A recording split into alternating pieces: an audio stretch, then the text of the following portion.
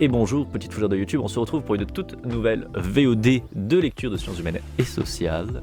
Je vais baisser un tout petit peu la musique parce que j'ai l'impression qu'elle est quand même encore un peu vénère. Voilà, par là ça devrait être mieux. On est donc sur le cycle de lecture de Grégoire Chamaillou sur la société ingouvernable, une généalogie du libéralisme autoritaire.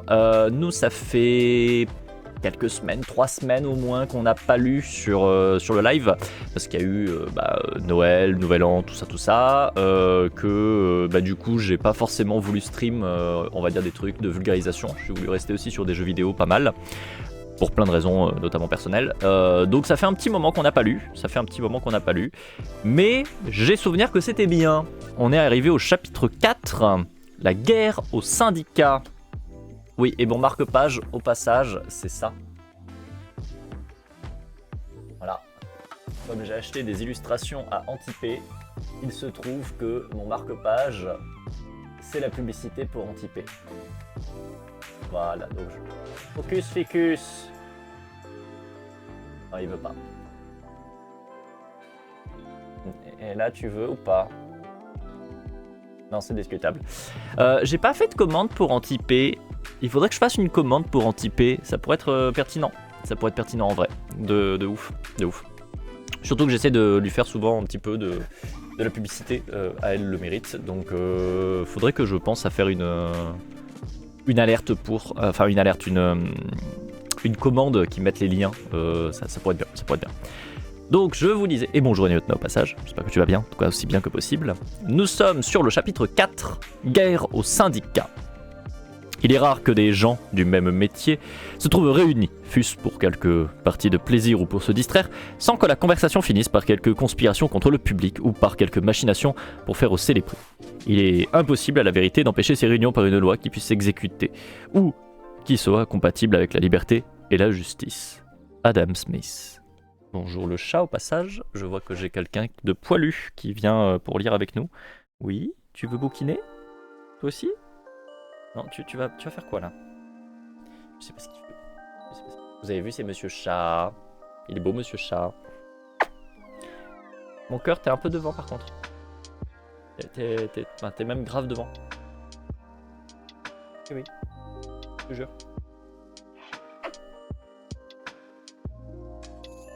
Ah bah d'accord, bah il s'est allongé sur mon bras. Et soit. Le pays ne peut pas se payer le luxe de céder aux revendications du travail. Titre Business Week en avril 1970. Le nouveau militantisme syndical pourrait faire monter les salaires en flèche et alimenter une inflation galopante. Le magazine dénonce une quasi-mainmise des syndicats sur l'économie. Le fonctionnement d'une société démocratique implique qu'aucun groupe ne puisse accumuler au son sein un pouvoir tel qui lui permette de dicter sa loi. PTDR. La négociation collective relève-t-elle encore de la négociation ou bien s'est-elle plutôt transformée en une sorte de chantage exercé par les syndicats? Donc voilà, là on a le droit à du ouin-ouin de bourgeois. Pauvre ouin-ouin de bourgeois, oh là là, vraiment c'est triste. Vous imaginez dans les années 70, les patrons se rendent compte qu'en fait le rapport de force change grâce à la présence des syndicats et qu'ils peuvent plus imposer ce qu'ils veulent et du coup ils le vivent mal. Et comme à chaque fois que des dominants perdent un petit peu de pouvoir, juste un petit peu, parce qu'en plus c'est même pas forcément quelque chose de révolutionnaire ce qui s'est passé. Comme à chaque fois qu'ils perdent un tout petit peu de leur situation de domination, bah tout de suite... c'est les cris d'orfraie, c'est la fin du monde, c'est la destruction, c'est la fin de la démocratie. Alors que par contre, quand c'est eux qui font les pires trucs, qui les imposent, etc., il n'y a aucun souci, c'est la démocratie. La démocratie d'une petite élite. Toujours magnifique, toujours magnifique. Le plus grave problème économique auquel fait face le monde occidental au début des années 70, prétend de même Gilbert Burke dans Fortune, est celui de l'inflation liée aux coûts induits par les hausses de salaire excessives. Le phénomène est partout le même dans le monde occidental. Les organisations de travailleurs sont en train d'aller trop loin.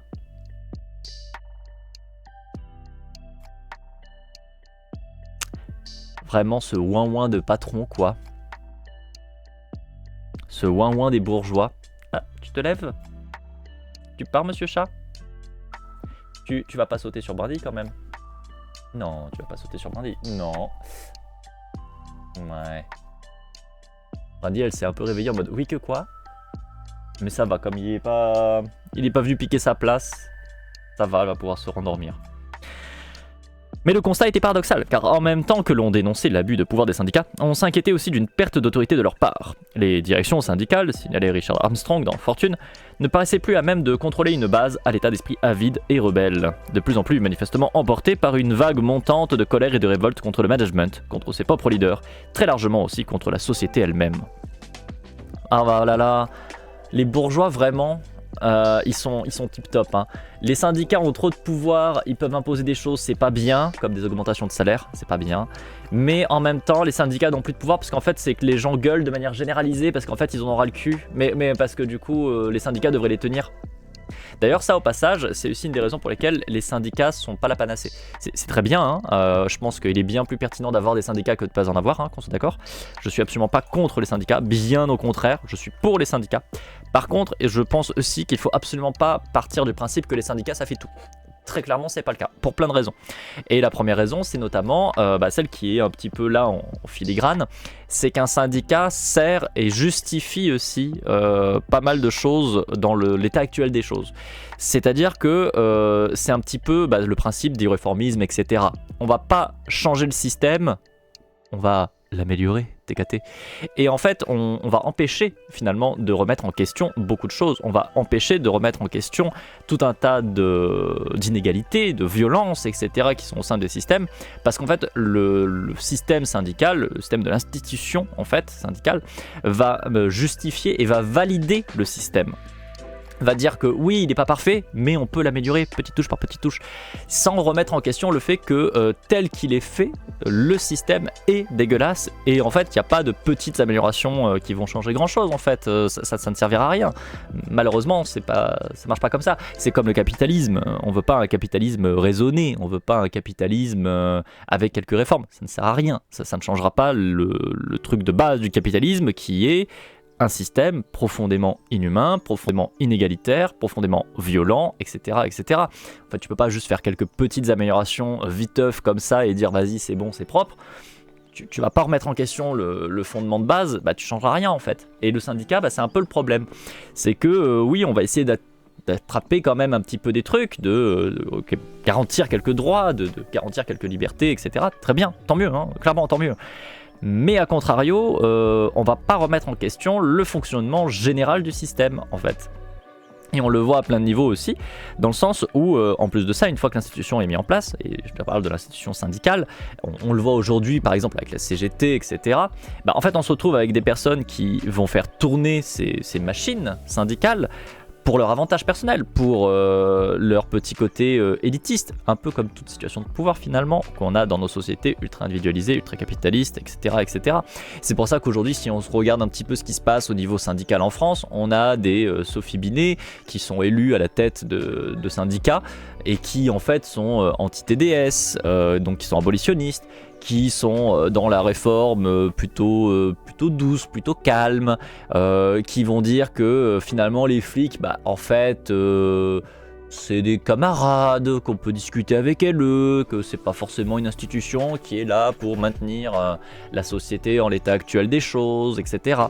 Et qui va pas remettre en question tout un tas de problématiques en fait à différents niveaux, parce que ça reste en fait tout un tas, voilà, les ouvriers de la sécurité, exactement, je pensais à ça. Voilà, les flics qui sont des ouvriers de la sécurité, hein, on aime beaucoup. On est sur des systèmes où en fait le syndicat, au bout d'un moment, dans ce cadre-là, où il est institutionnalisé, va être dévoyé, et encore j'utilise le terme dévoyé comme si c'était quelque chose qui n'était pas voulu, et en fait c'est faux. Encore une fois, ça valide le système, donc c'est bien évidemment attendu que ça arrive et que ça se passe comme ça. C'est pas sans raison si on se retrouve justement, voilà, surprise, mais en fait non, pas surprise. C'est pas sans raison si on se retrouve avec des fonctionnements syndicaux qui sont éclatés au sol et qui en fait vont faire le jeu des bourgeois, etc. Parce que la plupart du temps, en fait, les personnes qui vont être au sein de ces syndicats, qui vont être les représentants des syndicats, sont issus des professions supérieures, de management, etc. Donc en fait, ça remet pas en question. Et là, c'est un peu le cas en fait quand vous avez ce passage-là qui vous dit qu'à l'époque, non seulement en 70, on critique les syndicats parce que vous comprenez, ils ont osé obtenir plus de salaire. Oh, mon Dieu, quelle honte. Mais en plus, que de l'autre côté, ils n'arrivent pas à contrôler le peuple qui fout le sbeul parce qu'ils ont envie de tout casser, parce qu'ils se rendent compte qu'ils se font entuber à tous les sens.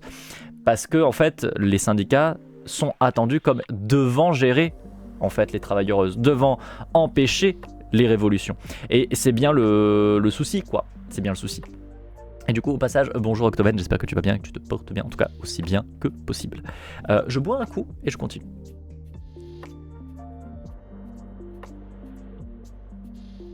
Vous avez vu comme elle est trop belle, Pépette? Avec ses petites papates et sa tête sur ses papates, là. Oh là là, elle est à croquer. Elle est à croquer, ma fille. Pas au sens littéral, hein, je tiens à préciser, hein, au sens figuré. Hein. On croque pas mon chat. Hein. Je reprends. De moins en moins capables de tenir leurs troupes, les directions syndicales ne semblent plus capables de remplir leur rôle de pacification sociale. Les leaders syndicaux vieillissants ont-ils perdu la main? Eux aussi, en somme, seraient confrontés à une crise de gouvernabilité. À présent, regrette un cadre de l'industrie automobile, notre interlocuteur n'est plus le bureaucrate syndical habituel, mais un mec borné, le leader local irresponsable. On voit tout de suite aussi là, parce que là, il y a plusieurs fois où c'est, je vous le dis pas forcément, c'est vrai, mais il y a plusieurs moments où c'est des paroles rapportées, pour le coup. Donc des paroles soit de titres de journaux, soit là, comme là, un cadre de l'industrie automobile. Et là, on voit vraiment le classisme crasse, hein, le gars qui vient te dire que le syndicat, c'est un mec borné, le leader local irresponsable, ça c'est des paroles rapportées. On voit bien le classisme, on voit bien le côté mépris en fait de classe qui vient se mettre aussi. Si c'était un bureaucrate syndical, si c'était un manager qui était représentant syndical, etc., ça va, c'est quelqu'un de la même classe. Bon, il va te faire un peu suer parce qu'il va essayer d'obtenir des droits, tout ça. Donc voilà, c'est pas très bien. Mais ça va, c'est quelqu'un de ta classe. Alors que là, c'est un ouvrier. Un ouvrier, c'est pas bien. Ah là là, vraiment mépris quoi. Principale expérience de syndicat, mon ancienne boîte a cédé une partie de son activité à une autre. Les syndicats ont fait TKT, on a géré la continuation de vos droits. Par contre, toutes les personnes syndiquées ont été magiquement mutées en dehors de l'activité cédée pour rester dans la boîte. Comique. Comique. Et bonjour Gordon au passage, j'espère que tu vas bien, en tout cas aussi bien que possible. Mais non, mais mangez pas mes chats. Ils ont effectivement bien négocié pour leur poste, ouais, ils ont bien géré pour eux, c'est bien. Bravo, cool. C'est juste qu'on a oublié les autres, quoi. Dommage. Dommage. Cette prise de pouvoir des hommes sans visage de la base, ça aussi ce sont des paroles rapportées, semble laisser présager une nouvelle ère dans les relations avec le travail, possiblement marquée par des grèves d'une ampleur inouïe. Ça aussi d'ailleurs au passage, cette phrase rapportée me fait tiquer du coup. Des hommes sans visage de la base, ça aussi ça montre un autre truc. Ça montre que justement... il y a aussi ce culte du leader, etc. toujours, et c'est notamment dans le cas dans tout ce qui va être les systèmes syndicaux. Aujourd'hui peut-être plus, mais à l'époque déjà, c'est... Oui, bon, sexisme aussi au passage, parce que c'est homme sans majuscule ni rien, donc en plus les paroles rapportées, je pense qu'effectivement la personne qui est derrière, elle doit pas prendre en compte qu'il existe des femmes aussi travailleuses, hein. Non, bien sûr que non. Et encore moins qui prendraient des décisions au syndicat ou quoi que ce soit, hein, bien sûr. Bref, donc en dehors de ça, il y a aussi ce côté homme sans visage, c'est le côté aussi où un ouvrier en vaut un autre. Et du coup, il y a aussi ce côté-là qui vient se rajouter en plus du classisme et du mépris qu'il y avait de base, on va dire dans les phrases rapportées un petit peu avant. Là, il y a aussi ce côté-là où finalement les nouveaux représentants syndicaux, en fait c'est un peu n'importe qui. Et ça fait suer parce que il y a un côté aussi de déshumanisation qui va se rajouter, mais je pense que c'est ça aussi qui fait suer, c'est que quand c'est Jean Polo et que Jean Polo tu le connais bien parce qu'en fait il est manager, etc. En plus d'être le leader syndical, etc. Tu connais, tu vois, c'est Jean-Billy avec qui tu as fait peut-être du golf, donc ça va. Alors que là en fait ça peut être n'importe qui est ouvrier, ouvrière, que tu connais pas et que du coup tu peux pas trop forcément influencer, c'est pas ton poteau, tu vois, c'est un ouvrier. Et je trouve qu'il y a ça aussi qui se dégage un petit peu sur ce genre de phrase, typiquement. le homme sans visage, ça, pour moi, ça fait aussi cet écho-là. Et bien sûr, il y a aussi le côté déshumanisation.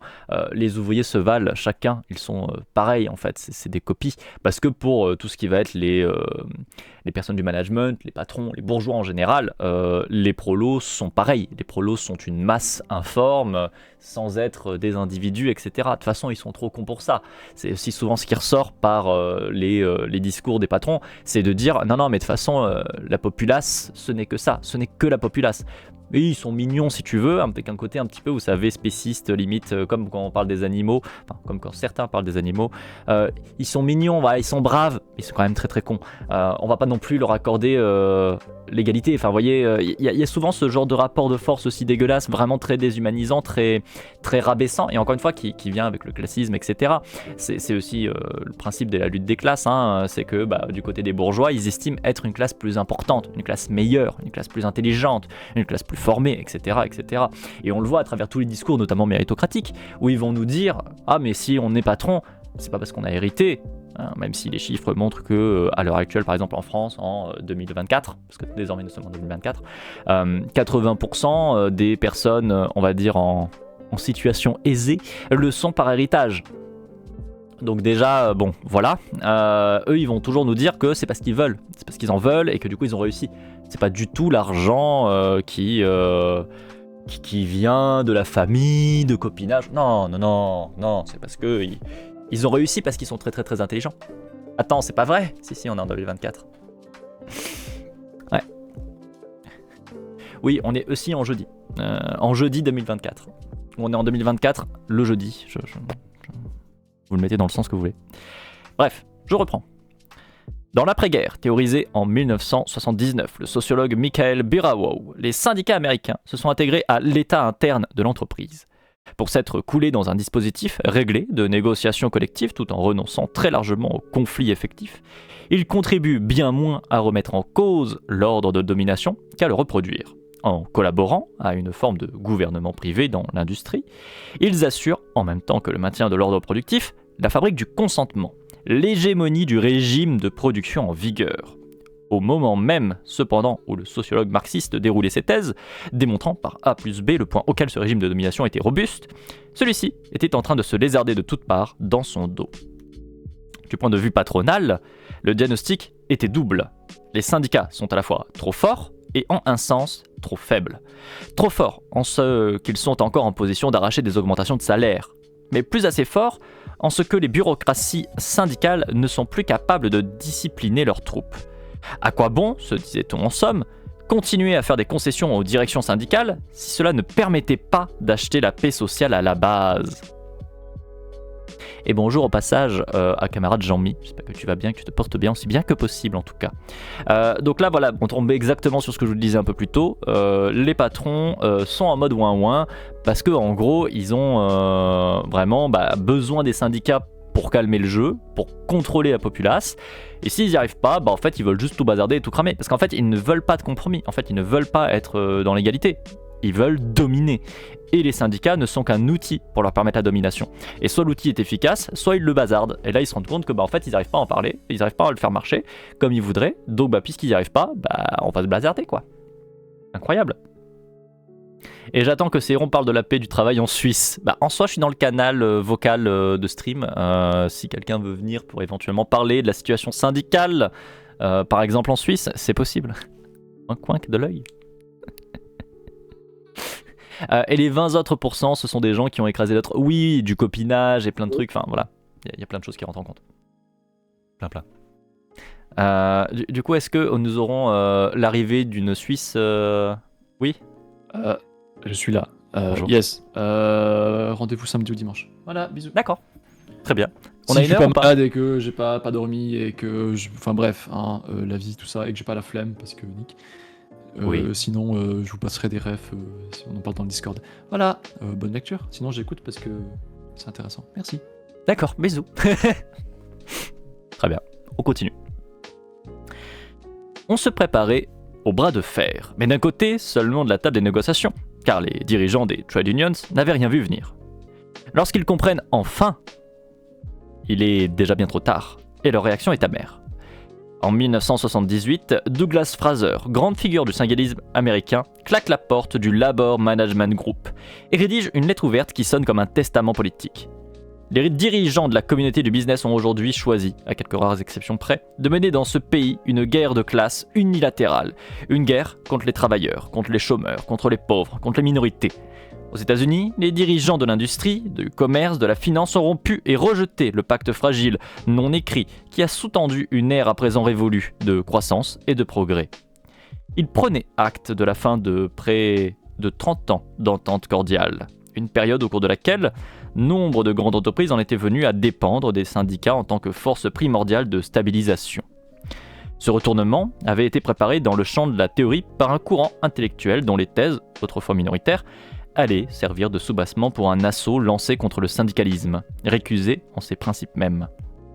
Les économistes néolibéraux avaient de longue date élaboré une critique agressive des syndicats. Dès 1947, un économiste, Fritz Maschlup, caractérisait leur action comme une tentative de fixation monopolistique des salaires. À la même époque, Henry C. Simmons, farouche opposant au New Deal et mentor du jeune Milton Friedman, dénonçait les anomalies du contrôle par l'association volontaire. Face à la menace de l'instauration d'une sorte de gouvernement syndical, il était vital de préserver la discipline et la concurrence. Dans les débats stratégiques qui divisaient sur cette question la société du Mont Pèlerin, berceau et avant-garde du néolibéralisme, Maschlup défendait une position va-t-en-guerre. La paix industrielle est quelque chose que nous devrions redouter, car elle ne peut être achetée qu'auprès d'une distorsion accrue de la structure des salaires. Voilà, ça donne envie, hein, ça a l'air bien. Hein. Donc vraiment, on est sur la même dynamique, quoi.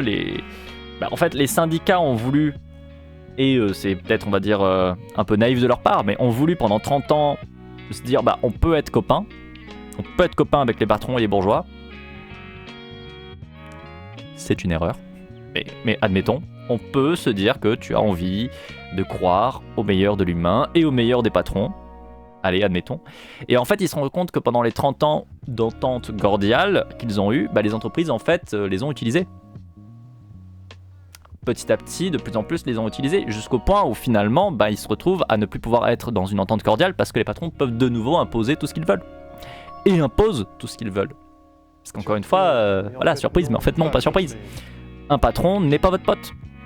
Jouer avec le capital, c'est toujours perdre, parce que le monde capitaliste n'accepte pas autre chose que de gagner. Donc tu vas toujours perdre face à lui. Et le patronat, il va toujours te faire perdre. Il va te faire un grand sourire quand il sera en position de faiblesse, ou même juste quand il ne sera pas en position de domination, sans même parler d'être en position de faiblesse, hein. Juste ne plus être en situation de domination, il va être tout sourire. Il va te dire oui, mais on peut être en copain, on peut s'entendre. Et puis, si tu acceptes, si tu veux y croire, tu te feras bouffer. Parce que c'est comme ça que ça fonctionne. C'est le principe même. Et on le voit. Il se prépare dès 47, en fait. Dès 47, on commence à avoir des travaux qui commencent à se dire, comment est-ce qu'on va les niquer ? Donc forcément, au bout de 30 ans, où les syndicats ont voulu y croire, ils se font bouffer. De fait. Bref. Je reprends. C'est cette position-là qui l'emporte au début des années 70 dans les élites économiques. Fortune fustige, en 71, le pouvoir monopolistique du travail. Autorisés à s'organiser comme des armées, les syndicats recourent à la coercition et à l'intimidation et n'hésitent pas à déstabiliser l'économie tout entière pour parvenir à leur fin.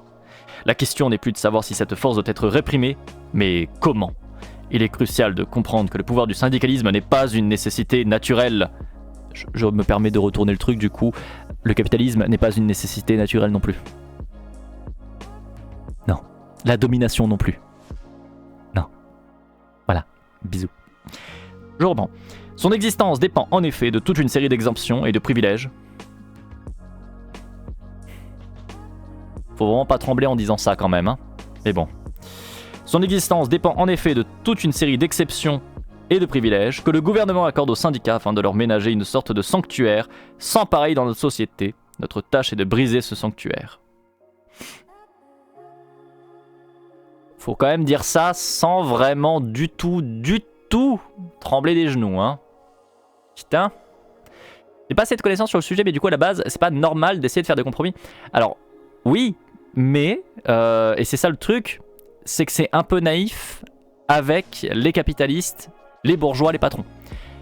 Un peu naïf dans le sens où oui c'est ce qu'on essaye de faire et c'est une bonne chose d'essayer de trouver des compromis, mais il y a des rapports de force à prendre en compte. Et en l'occurrence les rapports de force avec la bourgeoisie, avec les patrons, bah en fait il n'est pas du tout à égalité, il n'est pas du tout ok et en fait on sait qu'ils essayent de nous bouffer. On le sait qu'ils essayent systématiquement de nous bouffer.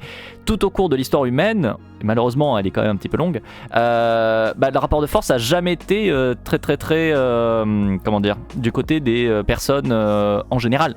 Il a toujours été plutôt du côté d'une élite, d'une forme de bourgeoisie qui a toujours été dans l'optique de te bouffer en fait. Et c'était déjà le cas avec le système féodal et c'était déjà le cas avec des systèmes plus anciens, etc.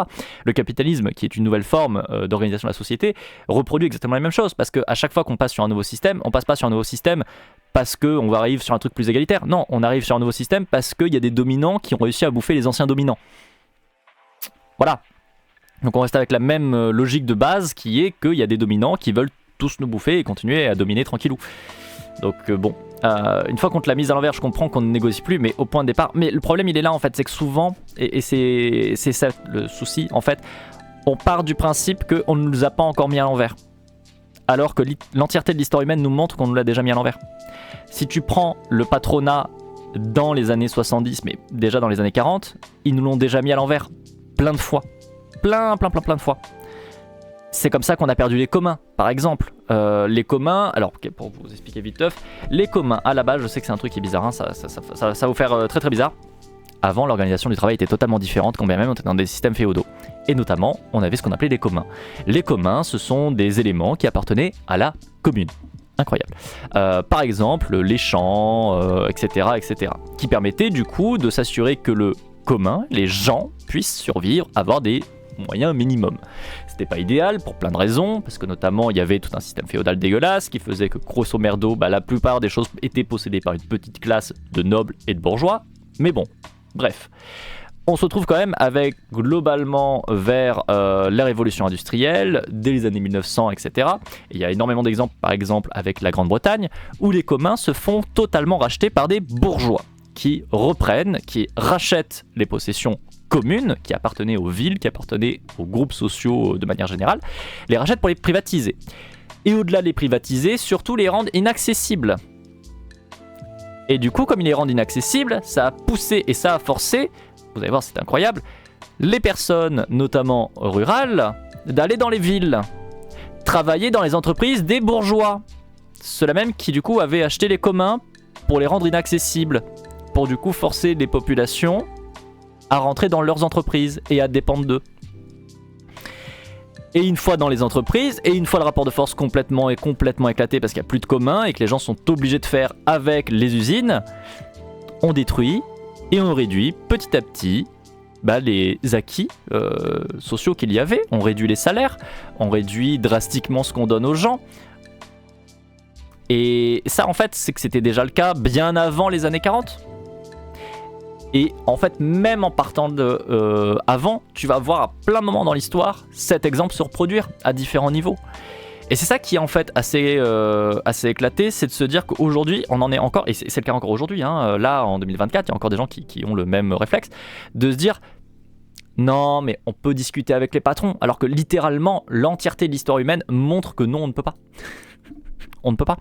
On peut discuter avec les bourgeois et les personnes en situation de domination. Non, en fait, on ne peut pas. Parce que la personne en situation de domination l'est parce que, notamment, elle bouffe les ressources d'autrui. C'est la condition de base qui leur permet d'être justement en situation de domination. Donc, en fait, dès le début, le rapport de force n'est pas propre. Le rapport de force est déjà en train de nous le mettre à l'envers, de fait. Quand vous prenez aujourd'hui n'importe quel patron, n'importe quel bourgeois, s'il est aussi bien positionné, on va dire en termes de ressources, etc., c'est parce que déjà, le simple fait qu'il existe est basé sur le fait que ses ancêtres, son père, sa mère, ce que tu veux, peu importe, ou même lui, a déjà phagocyté les ressources produites par autrui, a déjà un rapport de force qui est éclaté au sol, où il a, du coup, capitalisé sur autrui. Il a déjà une dynamique qui nous l'a mis à l'envers, de fait. Et c'est pour ça, c'est ça qui fait mal aussi. C'est vraiment de se rendre compte qu'aujourd'hui, on a tellement, notamment les médias qui sont contrôlés par globalement les bourgeois, par un monde bourgeois. On a tellement un rapport de force qui est inégal politiquement avec, encore une fois, globalement les bourgeois qui sont au pouvoir politique, etc., qui font qu'on arrive à nous faire croire, et on a réussi à nous faire croire que la méritocratie c'est vrai, qu'on a réussi à nous faire croire que TKT... on n'est que des individus et si on veut on peut, etc., et qui ont permis de gommer tout ça, qui ont permis de gommer cette histoire. Et c'est ça qui est en fait assez incroyable, c'est de se dire que ils ont quand même réussi ce tour de force au niveau de la bourgeoisie, au niveau des dominants, à gommer totalement de notre histoire, de nos connaissances. Et là je parle de nos connaissances dans le sens connaissances que le peuple, que les gens en général ont. Bien sûr que si vous allez voir des historiens, etc., les historiennes vont vous dire bah oui, si, il y a ces éléments, ça existe, etc. Mais c'est un savoir qui est désormais relativement peu accessible, en tout cas qui ne l'est pas accessible comme ça facilement, et notamment par l'éducation, quand on passe par l'école, etc. C'est en ce sens-là que le savoir est perdu. Ils ont réussi à faire perdre ce savoir justement de ce qui nous a été pris, de ce qui nous a été accaparé, qui nous a été volé, et surtout ils ont réussi aussi à gommer la puissance, la capacité que nous avons à potentiellement réinverser ce rapport de force. Et c'est ça qui est quand même un tour de force qui est assez impressionnant et dégueulasse, mais qu'il est quoi. Et oui, voilà, c'est important de répondre aux questions, c'est le but du live. Vraiment, pour le coup, il n'y a absolument aucun problème à ne pas forcément savoir, à être, on va dire, naïve sur des questions. À un moment donné, encore une fois, ce sont des choses qui ne dépendent pas de vous en termes d'individus. C'est pas vous qui ne savez pas, comprenez-le et rendez-vous en compte. Ce n'est pas vous qui ne savez pas, c'est la société qui nous l'a fait oublier. Et ça, c'est pas la même chose. C'est vraiment quelque chose à prendre en compte.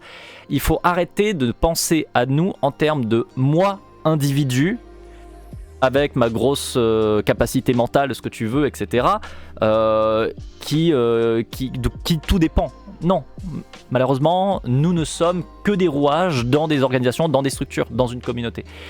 Ce qui fait qu'aujourd'hui, on est qui on est, c'est tous les contextes par lesquels on est passé. Et ce qui fait qu'aujourd'hui, on sait ce qu'on sait et on ne sait pas ce qu'on ne sait pas, c'est aussi tous les contextes par lesquels on est passé. Quand vous avez tout un système social, politique, de représentation par les médias, par les films, par les bouquins, par la musique, etc. Bref, tous les éléments qui constituent, on va dire, des références, des éléments d'apprentissage, de connaissances disponibles dans nos sociétés nous montrent une certaine direction, nous montrent une certaine manière de voir, de comprendre le monde, et nous empêchent, à contrario, de voir et de comprendre le monde dans un autre sens, nous retirent cette capacité-là, parce qu'encore une fois, c'est pas juste sans rapport de force, si tu veux, tu peux, TKT, tout est disponible, c'est à toi de te démerder. Non, il y a un vrai travail de sapage. Quand aujourd'hui vous vous rendez compte que par exemple les livres de l'éducation nationale passent par des vérifications justement de l'éducation nationale qui permettent de valider ou d'invalider certaines connaissances à enseigner, vous doutez bien que par exemple si on prend la France, qui est très connue quand même un minimum au niveau du travail qui est fait en géopolitique, en histoire, sur le petit problème de ce qu'on appelle le Centrafrique, la France-Afrique, etc. En gros, tout ce qui est la colonisation dégueulasse que la France a fait, le fait qu'on a mis des massacres en place sans aucun problème, sans aucun état d'âme, pour capitaliser sur la gueule de tout un tas de populations, de tout un tas d'ethnies, leur voler leurs ressources, les mettre dans une merde innommable, et ça sur des littéralement siècles. Est-ce que vous croyez que les manuels scolaires d'aujourd'hui en parlent ? Pas du tout. Ils vont en parler viteuf, ils vont dire, par exemple, ils vont faire un truc incroyable, ils vont vanter les mérites de la colonisation. Ça c'est toujours un truc assez incroyable qu'on peut voir dans les bouquins, pour le coup, c'est qu'on va vous dire, ah mais vous savez, la colonisation c'était incroyable, etc., etc. Et ça encore une fois, il faut bien s'en rendre compte. Les élites vont forcément indexer, essayer de travailler les connaissances transmises par notamment, encore une fois, l'éducation nationale, par les films, par tous les moyens qu'il aurait disponibles pour nous empêcher d'avoir accès à des connaissances, pour ne pas pouvoir connaître notre propre histoire. Si aujourd'hui on en est à avoir une histoire qui nous dit que, grosso merdo, ça a toujours été comme ça, c'est naturel le capitalisme, etc. Parce que c'est le cas, c'est ce qu'on nous dit.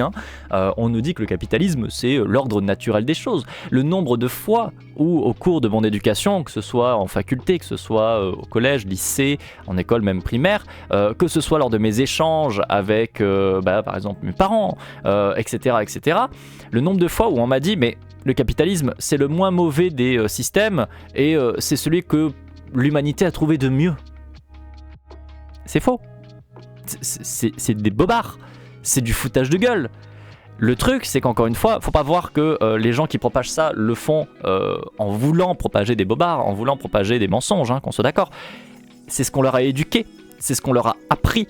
Et à contrario, on les a empêchés de voir la véritable histoire de l'humanité, qui est beaucoup plus complexe à plein de niveaux. Qui montre à plein de niveaux que non, le capitalisme, c'est pas la panacée, c'est même pas le moins pire des systèmes, etc. Non, mais on nous empêche de le voir, on nous empêche de l'apprendre. Donc encore une fois, faut pas s'excuser parce que je sais pas ça. Encore une fois, c'est logique.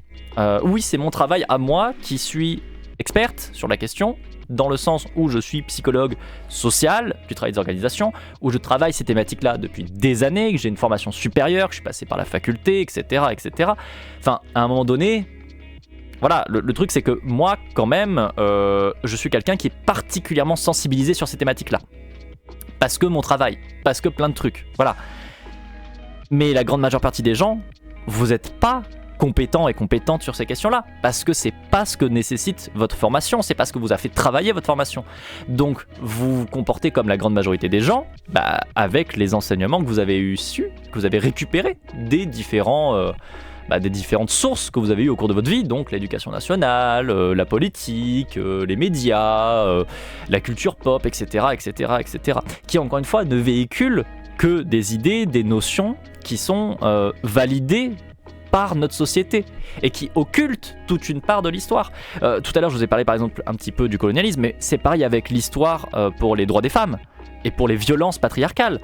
Vous avez une énorme quantité de gens qui n'ont absolument aucune conscience à quel point les droits des femmes ont été retirés et détruits ces dernières années, ces dernières décennies.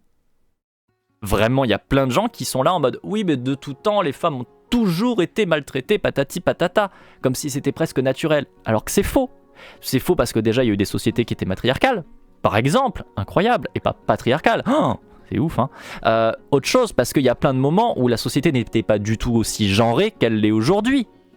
Il y a eu un retravail drastique, très lourd, par des sociétés, notamment à partir des années 1800, 1900, grosso modo, où on a totalement retravaillé les genres, totalement retravaillé les droits aussi derrière.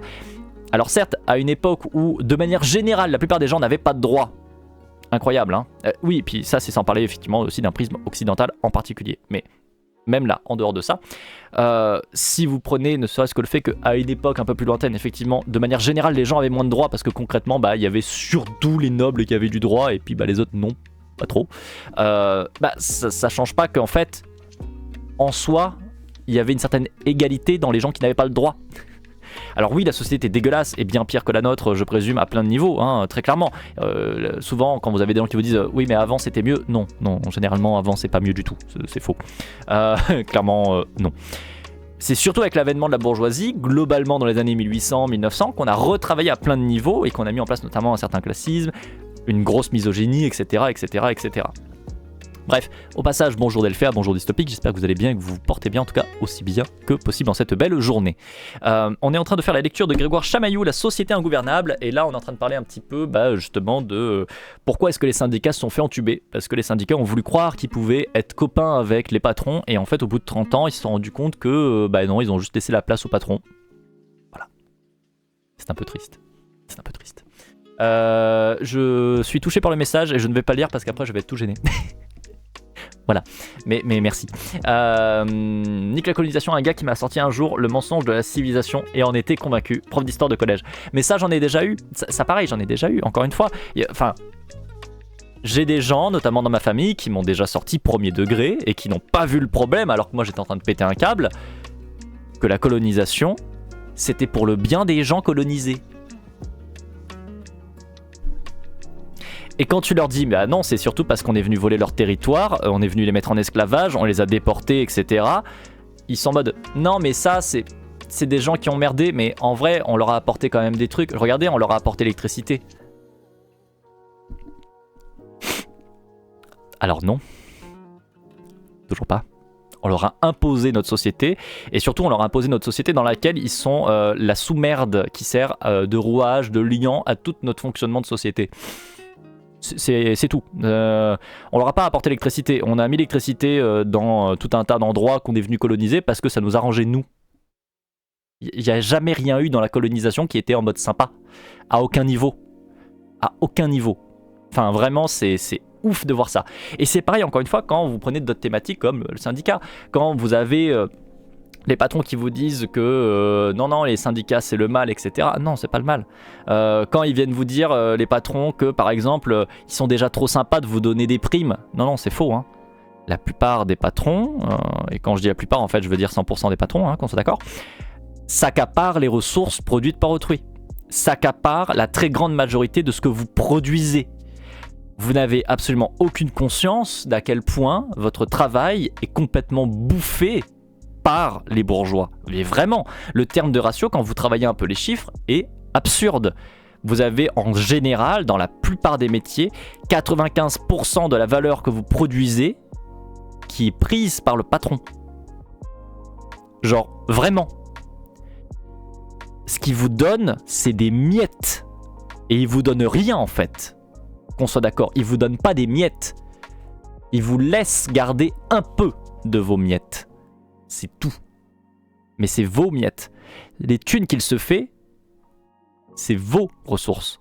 Et vraiment, c'est éclaté au sol de voir à quel point les patronats ont réussi à faire ça, quoi. Enfin, vraiment, c'est oufissime. Rien que quand tu vois les dizaines de genres qui existent dans les sociétés hindoues depuis des siècles, clairement, le genre on l'a bien façonné à l'image des dominants. Mais oui, complètement. Les infrastructures c'était pour voler les ressources uniquement pour faciliter le pillage. Il n'y a pas que faciliter le pillage, hein. Y a clairement voler les ressources certes, mais aussi imposer et installer sur le territoire, et que c'est encore le cas.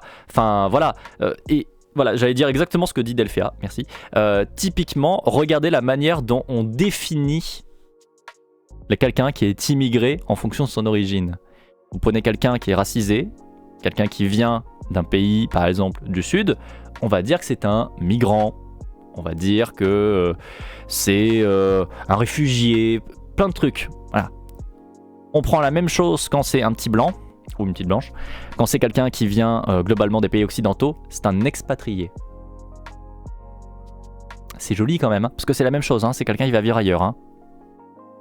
Et généralement, ce qui est rigolo aussi à prendre en compte, c'est que les expats, ils vont profiter, hein, ils vont totalement profiter de là où ils vont, hein, les fameux petits blancs et blanches qui vont aller dans des pays, par exemple du sud, pour avoir une magnifique villa avec tout un tas de sous-fifres du coin, etc., qui vont pouvoir vivre extrêmement bien en profitant et en phagocytant absolument tout le monde, là où généralement les personnes qui sont qualifiées de migrants, d'immigrés, eux galèrent en faisant les pires boulots dans les pays où ils se retrouvent.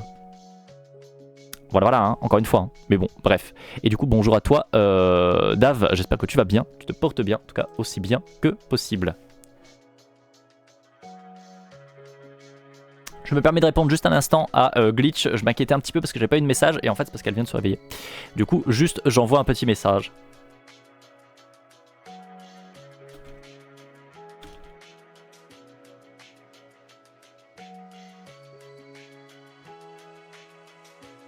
Voilà, excusez-moi.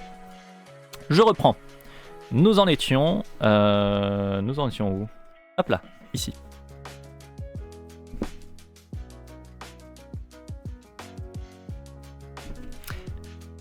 Alors, on est reparti.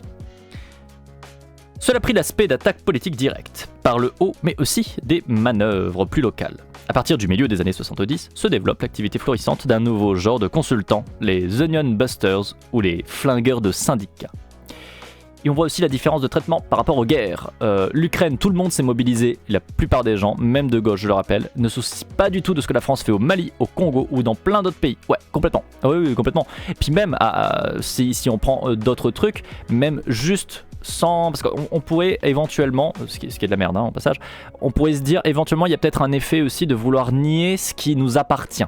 dans le sens où, comme on est français-française, potentiellement la classe politique aurait du mal à reconnaître les défauts de la France parce que ça serait reconnaître des défauts de nous en fait, et que généralement reconnaître ces défauts, beaucoup de gens ont du mal, ce qui est déjà complètement nul à chier, hein, qu'on soit d'accord.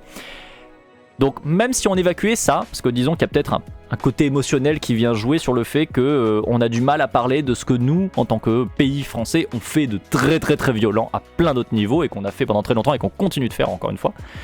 Même si on évacue ça, prenez juste la différence de traitement entre l'Ukraine et la Palestine. Juste ça. Parce que là, pour le coup, c'est très parlant, ça se passe là maintenant tout de suite. La France n'a pas particulièrement d'intérêt au niveau Palestine. Enfin, de ce que je sais, en tout cas, après peut-être que je sais pas tout, hein, loin de là, j'ai pas l'impression que l'Israël est, on va dire, avec une histoire particulièrement forte au niveau de la France. J'ai l'impression qu'on n'est pas trop relié à ça. Pourtant, on voit tout de suite à quel point on s'en branle.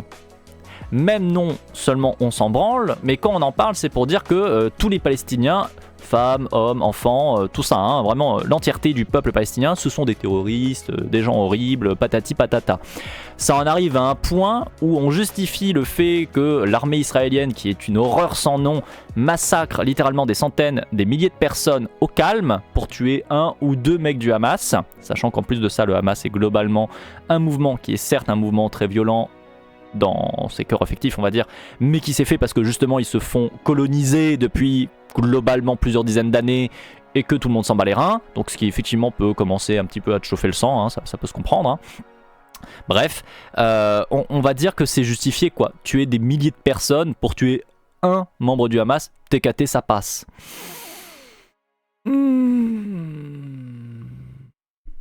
Voilà. Et effectivement, quand les pays nous disent en plus dégager, les médias chouinent, bah oui, bien sûr. Comme tous les reportages vomitifs de la télé qui glorifient les néocolons qui vont s'installer ailleurs sans jamais parler de la démarche coloniale derrière. Ouais. Bonjour Ezwan, j'espère que tu vas bien, en tout cas aussi bien que possible. Oui, mais en Ukraine, ils ont les mêmes voitures que nous. Ah putain, oui, ça là, c'était une sortie d'un journaliste, je crois. C'est un journaliste qui avait dit ça. De tête, c'est un journaliste qui avait dit un truc du genre, effectivement, non mais c'est pas pareil, les réfugiés ukrainiens, vous comprenez, ils ont les mêmes voitures que nous, ils sont plus proches de nous, enfin genre, what the fuck, ils s'attendent à ce que quoi en fait, que les personnes qui vivent, je sais pas moi, dans n'importe quel pays du sud, ils aient des voitures complètement fantaisistes, genre pas de voiture, enfin, vraiment cette vision, mais oh là là, tellement raciste, et le pire c'est que ces gens ne voient pas le problème, hein. C'est enfin, vraiment, hein, et quand bien même, allez, admettons, hein, enfin, vraiment, allez. Quand bien même ils auraient des voitures différentes, etc. C'est des humains, c'est des gens qui sont en train de souffrir, putain. Comment tu peux te dire, bah non, mais ils ont pas les mêmes voitures, donc c'est bon, ils ok. What the fuck? Il y a des gens qui souffrent. Enfin, à un moment donné, sens-toi un petit peu humain, je sais pas. Bref, je suis agacé. Je n'aime pas les journalistes. Et j'aime encore moins Christophe Barbier. Je reprends. Voilà, c'est pour ça qu'on parle de déshumanisation. Ouais, tout à fait. Même le white saviorisme, quand les personnes blanches vont en vacances dans d'autres pays en pensant faire des trucs humanitaires alors qu'ils sont juste en mode sauveur blanc, c'est insupportable. Mais oui. Oh, quel enfer. Mais quel enfer. Ça, il y a vraiment des trucs qui sont éclatés au sol. Et bonjour Pixel2, alors t'as dû poster un lien parce que nous on ne voit que 3 petites étoiles et qu'on ne peut pas poster de lien sur le chat pour éviter notamment les liens, comment dire, on va dire frauduleux ou dommageables. Mais en tout cas bonjour à toi, j'espère que tu vas bien. Oui, le coup de voiture c'était surtout pour dire elles sont pas blancs. Ouais, complètement. J'aime bien comparer l'Ukraine et la Libye pour bien mettre, je présume, le nez dans la fiente de la contradiction. C'est la Libye la plus proche de nos frontières. Oui, mais vous comprenez, ils n'ont pas les mêmes voitures. Patati patata, autre connerie random raciste, quoi. Bref. Et on rappelle en plus que le Hamas a été créé par Israël et que leurs chefs sont dans plein d'autres pays. Oui, le Hamas, en fait, c'est une histoire compliquée. Ça aussi, déjà, juste avoir des Jean-Michel random de petits plateaux qui viennent nous dire oui, mais alors vous comprenez, le Hamas, c'est des terroristes, patati, patata, qui en fait connaissent absolument rien. Comment est-ce que le Hamas s'est constitué? Pourquoi est-ce que le Hamas s'est constitué? Qui n'ont jamais reproché quoi que ce soit au fait qu'Israël est en train de coloniser au calme tout un État tranquillou, en dehors du droit international. En plus de ça, bon après qu'on soit d'accord, le droit international on s'en carre un peu le coquillard dans le sens où les lois, c'est pas parce qu'elles existent qu'elles sont bonnes, hein. Il fut une époque, avoir des esclaves c'était légal. Est-ce que ça veut dire que c'est une bonne loi? Non, certainement pas. Mais bon, bref. Ils ont les mêmes voitures, littéralement, ils récupèrent nos épaves. Oui. Pour le coup, on avait eu de très bons cours sur l'aide humanitaire pendant mes études en sciences pharma. Ok. Les riches qui vont dans des pays pauvres en disant ils ont rien, mais ils ont tout, cet enfer. Mais oui. Et ça, je l'ai entendu, et notamment, je l'ai entendu par des gens proches de moi. Il y a quelqu'un que je connais qui m'a déjà dit, quelqu'un de ma famille s'entend, hein, donc c'est pour ça aussi que je la connais, qui m'a sorti vraiment premier degré un truc comme ça, et j'étais là en mode pardon. Et encore une fois, cette personne ne voit pas le problème, et ça me fait péter un câble. Ça me fait péter un câble. C'était une vidéo vers arrêt sur image à propos des propos dont tu parles sur les Ukrainiens qui ont des voitures. C'était une pub. C'était une pub de quoi? J'ai pas fait le lien. Bon, dans tous les cas, c'est pas très grave. Ici, on évite de mettre des liens pour justement, encore une fois, abuser, enfin éviter les abus, tout ça, tout ça. Bonjour Fumtechek, j'espère que tu vas bien et que tu te portes bien. Je reprends la lecture. Donc, je me permets juste de répondre viteuf.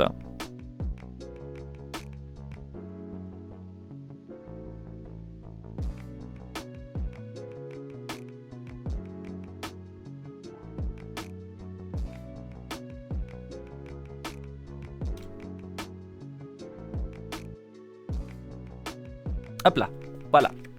Excusez-moi, j'ai envoyé un petit message. Désolé, j'ai reçu un coup de tel, une pub. Rien à voir avec les Ukrainiens. Ah d'accord, ok, c'est pour ça que je comprenais peut-être pas. Ce qu'on appelle l'aide humanitaire, c'est pas aider les personnes racisées, c'est juste gonfler son ego. Si on veut aider les populations locales, on achète local, on promeut l'artisanat sur place, etc. Ouais, complètement. Et un des trucs aussi, un des tout premiers trucs que normalement tu tiltes quand tu parles un petit peu de tout ça, c'est que l'aide humanitaire, c'est toujours ce que les blancs estiment devoir filer aux populations sur place. Ce n'est jamais ce que les populations sur place demandent. Rien que ça, déjà, c'est éclaté au sol. Normalement, si tu as 30 secondes de réflexion, tu te dis, mais si tu veux aider les gens sur place, demande aux gens sur place ce qu'ils ont besoin et donne-leur ce qu'ils ont besoin. Point. Mais c'est pas comme ça que ça marche. L'aide humanitaire, ça n'a jamais été d'aider les gens sur place. C'est absolument pas le propos. Quand vous avez toutes ces petites séquences qui en plus généralement sont filmées, sont mises en avant sur les réseaux, etc., c'est ce que les gens blancs qui viennent faire de l'humanitaire estiment devoir faire pour montrer qu'ils sont gentils. Oh regardez, on leur a donné des cours de danse. Oui très bien, en fait actuellement ils ont des problèmes avec juste le fait de pouvoir faire caca proprement. Ils ont juste des problèmes avec le fait de pouvoir avoir de l'aide par rapport à leur hygiène.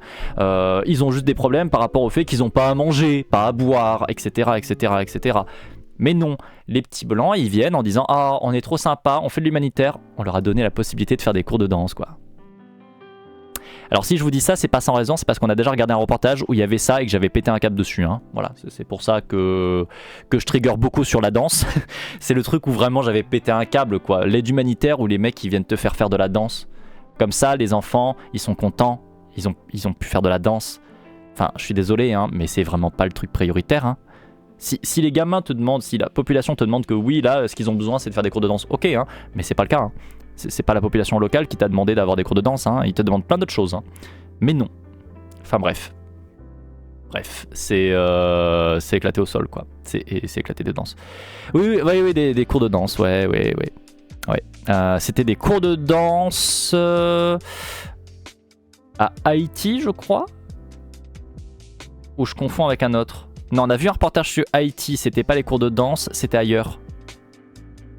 Haïti aussi, ça m'avait fait péter un câble parce que du coup, c'était après le tremblement. Il y avait eu un énorme tremblement de terre et un... Merde, l'eau qui va sur Terre. J'ai oublié le nom. Mais bref, tsunami, ça y est, merci. Merci Fred. Donc le tsunami. Et la population locale, en fait, s'était retrouvée dans une merde innommable, forcément. Et en fait, ils se sont rendus compte, d'autant plus à ce moment-là, que les élites du pays phagocytaient énormément de ressources. Et en plus, il y a l'énorme scandale de la France qui vient derrière, ce qui a amené à des troubles civils, ce qui est normal. Hein. Parce que pour celles qui ne savent pas, Haïti, donc comme ancienne colonie, a eu un truc très rigolo de la part de la France. On leur a dit, bah écoutez, on vous a volé vos terres, on vous a volé votre peuple, on vous a volé vos ressources. Vous êtes complètement assujettis à nous, mais on voit que vous voulez être libre. Bon écoutez, on peut s'entendre, vous avez juste à payer la dette de ce qu'on a investi. Bravo. Et donc du coup, encore aujourd'hui, l'état d'Haïti est déplorable à plein de niveaux, et notamment économiquement. parce que nous, la France, on leur a mis une dette monumentale après les avoir pillés pendant littéralement des siècles. Ah non, vraiment, c'est un talent. Hein. C'est un talent français d'être vraiment des sacs à merde. Hein. On est un de ces rares pays qui a réussi à remettre l'esclavage après l'avoir aboli. On est un pays qui arrive à foutre des dettes aux colonies qu'on a fait. Enfin, bref, Est-ce que je vous ai déjà dit que j'aimais pas trop la France? Non, bah, je peux vous le dire, j'aime pas trop la France. Bref, donc voilà, non, c'est vraiment, c'est déplorable, c'est déplorable. Et donc du coup, celle à laquelle je pensais de vidéo là, c'était quelqu'un qui allait à Haïti, une Française, qui du coup voyait la population qui était mal et qui disait mais comment est-ce que je peux vous aider, etc. Et bah il y avait quelqu'un qui avait répondu bah en fait juste avoir de l'argent pour acheter à manger c'est bien quoi. Et du coup, elle avait vendu un de ses bijoux, c'est bien. Mais elle était là en mode trop triste. Oh là là, c'est tellement triste ce qui leur arrive. Et puis après, elle est repartie, elle est rentrée chez elle et puis elle a oublié ce qui se passait.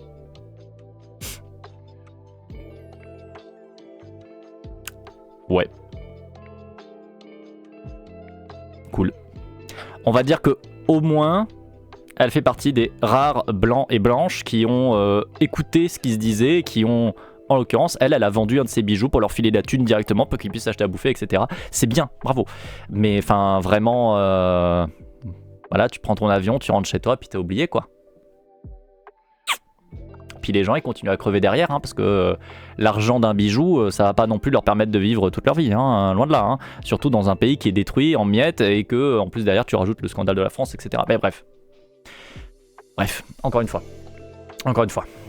Toujours est-il que... Je reprends un peu du coup la lecture parce que évidemment j'ai dit que je reprends la lecture mais je vois que vous écrivez dans le chat et du coup j'ai envie de lire le chat.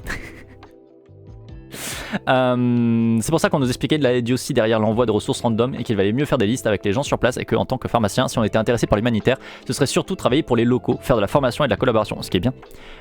Vu dernièrement sur Twitter que la Tour Eiffel aurait été financée par le remboursement de la dette d'Haïti. Mais il y a plein de trucs qui sont financés en fait. Enfin, encore une fois, il faut se rendre compte que la France, aujourd'hui, l'état actuel de la France, qui est extrêmement avantageux, qui a quand même des ressources phénoménales, c'est pas les ressources de la France, c'est les ressources volées à une quantité phénoménale de pays qu'on a colonisés pendant des siècles, où on a vendu leur population, où on a pris leurs ressources, on a pris leur histoire. Enfin, il y a un truc qui a été partagé il y a quelques temps et je trouvais ça extrêmement pertinent.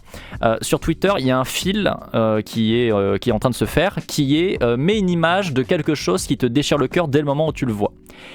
Et quelqu'un a partagé une photo de l'intérieur du musée de Berlin. Pourquoi ? Parce qu'elle a la porte d'Ishtar dedans. Nous, en Europe, on est tellement des sacs à merde, on a tellement rien, hein, voilà, hein, dans le sens d'intérêt, etc., qu'on va jusqu'à démonter brique par brique un putain de monument de l'autre côté du monde pour venir le mettre à regarder dans une pièce fermée pour nous, dans notre pays. Voilà, on est sur ce niveau-là. On est vraiment tellement des sacs à merde qu'on va littéralement, au sens vraiment littéral, voler l'histoire des autres pays. Et effectivement, là je vous parle d'un truc qui du coup me fait écho parce que j'ai vu passer le fil, mais vous prenez comme ça n'importe quel musée. Enfin, si vous prenez l'Égypte, le nombre de trucs qu'on a volés à l'Égypte. Le Louvre, il a des ressources phénoménales en termes de biens, mais d'œuvres, etc. Mais vous croyez que ça a été acquis comment ? Ça a été acquis en allant le voler. Ça a été acquis en le prenant et en n'en ayant rien à péter des pays sur place. Le nombre de pays du Sud qui gueulent en disant mais rendez-nous notre histoire en fait. Et nous on répond ouais non mais ça va c'est bon. Ouh, bravo. Franchement bravo. Enfin bref, Et voilà, nous vraiment on est en mode on s'en fout, on ne rendra rien. C'est à nous, c'est comme ça, c'est bon. Hein. Non, c'était pas à nous avant, mais maintenant c'est à nous, voilà.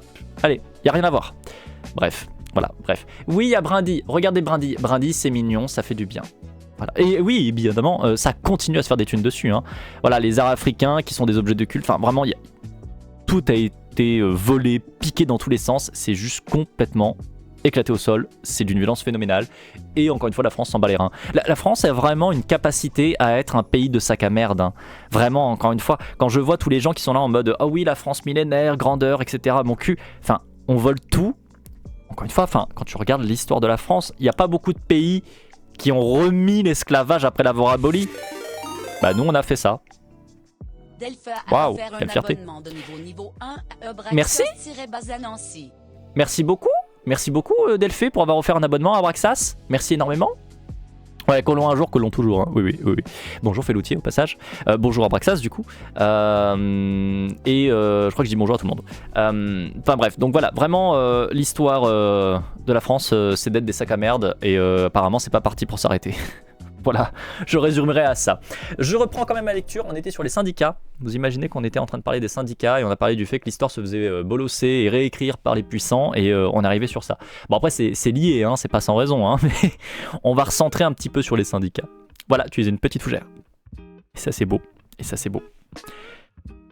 Du coup, nous en étions à les pensées néolibérales, les penseurs néolibérales qui font tout pour défoncer les syndicats. Cadre supérieur dans une grande entreprise américaine, vous recevez dans votre boîte aux lettres une brochure intitulée « Les syndicats, comment les éviter, les vaincre, s'en débarrasser ».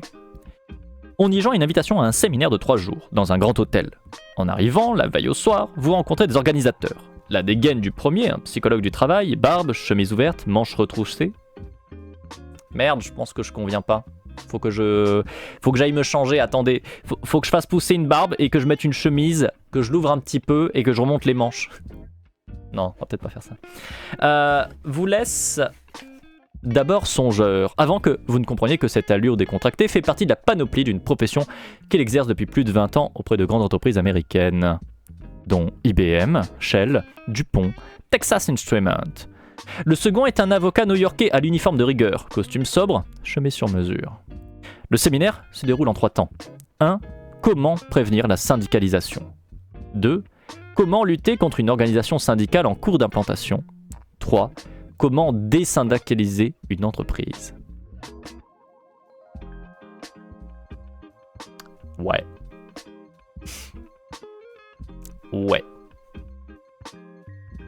Voilà. Bonjour Jacuzzi. J'espère que tu vas bien, que tu te portes bien.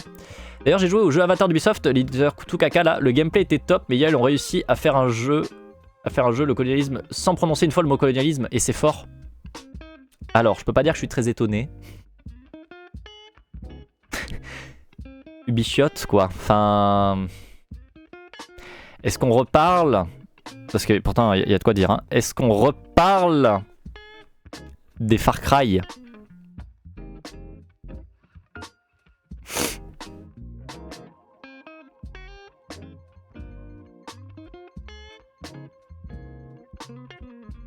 Bref. Voilà. Je pense qu'on va pas aller plus loin là-dessus. Hein. Je pense que tout est dit, vous voyez. Je pense que tout est dit. Tout est dit. Du coup, je reprends sur notre désyndicalisation. C'est une pâtisserie qui pleure. Quoi, Far Cry ? Quoi ? J'ai pas suivi.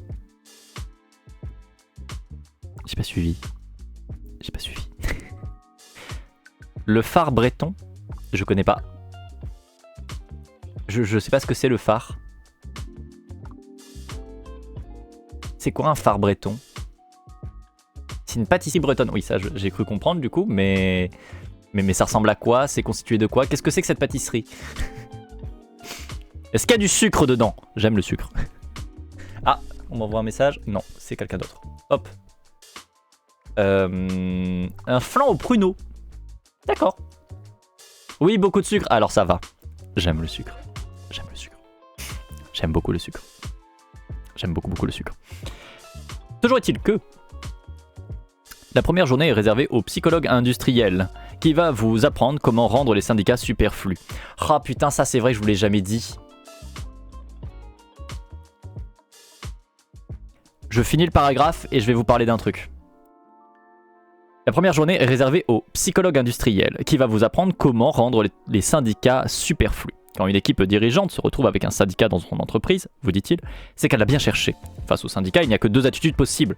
Faire soit le cactus, soit la prune. La prune, c'est une cible facile. Le cactus, lui, il est coriace, et qui s'y frotte s'y pique. Il vous faut créer un environnement résolument hostile au syndicat.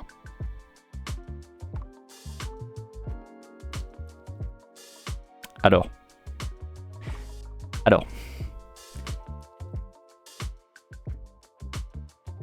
Vous savez pourquoi j'ai fait du coup potentiellement un burn-out? Parce que c'est ce qu'on attend en France et je l'ai remarqué pour plein de raisons.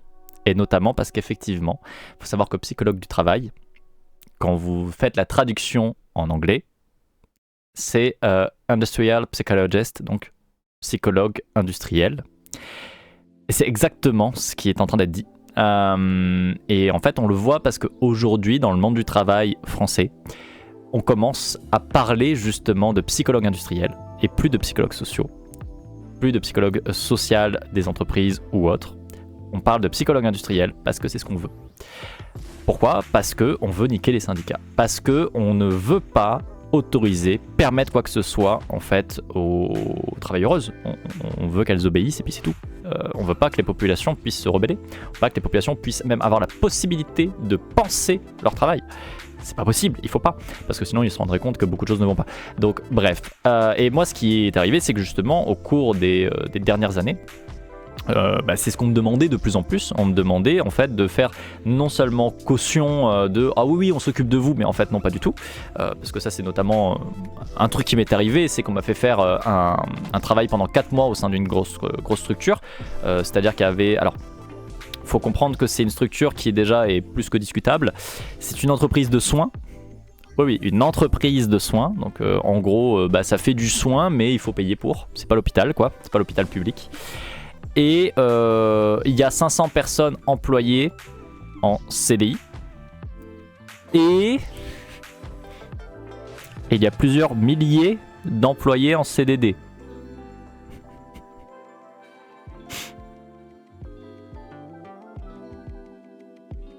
Normalement, déjà, vous vous dites quoi?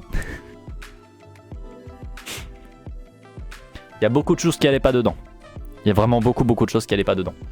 Un truc qui est très rigolo, c'est que quand j'ai fait mon travail là-bas, je suis resté 4 mois, on m'a très clairement dit, et du coup j'ai effectivement dû le faire, ne pas prendre en compte les CDD, puisqu'ils ne sont que des CDD, donc c'est pas vraiment des employés de l'entreprise. Puisque c'est des CDD, vous comprenez, ils sont là temporairement. Donc en fait, on s'en fout de leurs conditions de travail, etc. Tu vas pas voir, tu vas pas leur poser de questions, tu ne vas pas faire d'entretien avec eux, ils n'existent pas. Je vous rappelle le rapport de force qui est quand même, enfin le rapport de force, le rapport de proportionnalité, 500 employés en CDI, plusieurs milliers en CDD. C'est-à-dire que la grande majorité des personnes qui travaillent dans l'entreprise sont en CDD. Mais ils n'existent pas, ils ne sont pas importants, ils ne sont pas pertinents. Ah là là. Et donc quand j'ai fini mon travail là-bas, on m'a gentiment dit que mon dossier irait sur telle étagère et qu'il n'en bougerait pas, sauf dans le cas où il y aurait un accident ou un problème, on le ressortirait pour dire que quand même si on a fait un travail d'analyse des situations de travail et de préconisation, etc., et que c'est en cours. Justement que les préconisations sont en train d'être étudiées pour une mise en place, patati patata. Donc en gros, mon travail sert de caution pour valider le fait qu'ils font rien. En gros, hein, littéralement, c'était le principe. Parce que c'est ce qu'on attend, en fait. C'est ce qu'on attend de mon travail. Et notamment, on m'a fait des retours très discutables parce qu'à un moment donné, il s'est passé une petite chose. Vous allez voir, c'est rigolo. Au début de mon travail, alors j'avais un bureau volant. Qu'est-ce que c'est qu'un bureau volant? C'est qu'en fait, comme j'étais là en CDD pour 4 mois, donc j'étais une de ces personnes qui étaient non pertinentes, hein, voyez-vous, je n'avais pas de bureau attitré. Je n'avais pas de poste de travail attitré. Et comme en plus je devais faire des entretiens avec plein d'employés, littéralement j'ai fait des entretiens avec une centaine d'employés, alors évidemment que parmi les 500 en CDI puisque j'ai eu l'autorisation de faire que ça, mais bon bref, je devais être dans des espaces à chaque fois qui étaient à l'avantage de la travailleuse. Oui, parce qu'un autre truc qui était rigolo, c'était que la personne qui travaillait devait pas arrêter de travailler. Dans une entreprise de soins privée. Donc du coup, ça sous-entend que j'ai fait des fois des entretiens avec quelqu'un qui était dans le couloir en train d'aller d'un brancard à l'autre.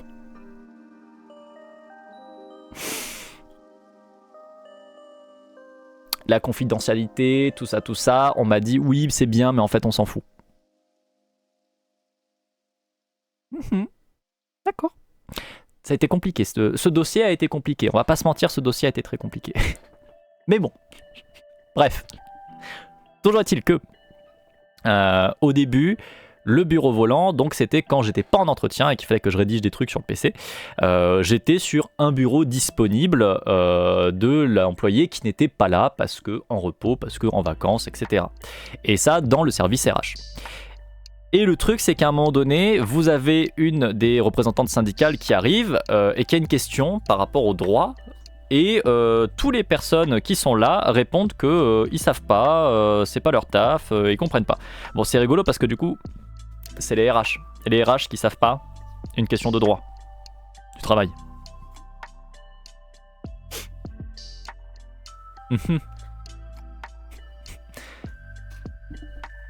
PTDR.